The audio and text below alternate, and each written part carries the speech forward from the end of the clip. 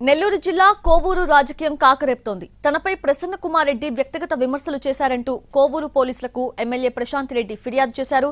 దీంతో మాజీ ఎమ్మెల్యేపై పోలీసులు కేసు నమోదు చేశారు. మరోవైపు తన ఇంటిపై దాడి చేసిన వారి మీద కేసు నమోదు చేయాలని ప్రసన్న పోలీసులను ఆశ్రయించారు.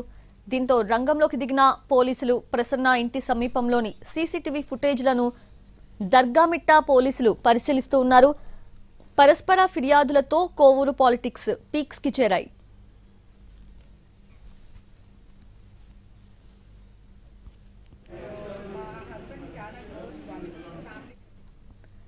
ప్రసన్న కుమార్ రెడ్డి వ్యాఖ్యలు ఖండిస్తున్నాను అన్నారు ఎంపీ పురంధేశ్వరి. బేషరతుగా ప్రశాంతి రెడ్డికి క్షమాపణలు చెప్పాలి అన్నారు.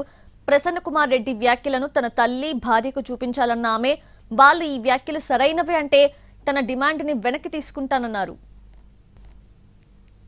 ప్రసన్న కుమార్ రెడ్డి గారు వారు ప్రశాంత్ రెడ్డి గారి పట్ల చేసినటువంటి వ్యాఖ్యల్ని నేను గట్టిగా ఖండిస్తున్నాను. వైఎస్ఆర్సీపీ నాయకులకి మహిళల్ని కించపరచడం అనేది అలవాటుగా మారినటువంటి విషయం.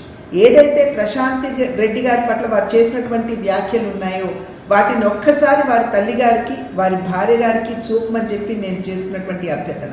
ప్రసన్న కుమార్ రెడ్డి గారి భాషను కనుక ఆమోదించినట్లయితే ఇప్పుడు నేను చేసేటువంటి డిమాండ్ని వెనక్కి తీసుకుంటానని చెప్పి నేను తెలియజేస్తున్నాను.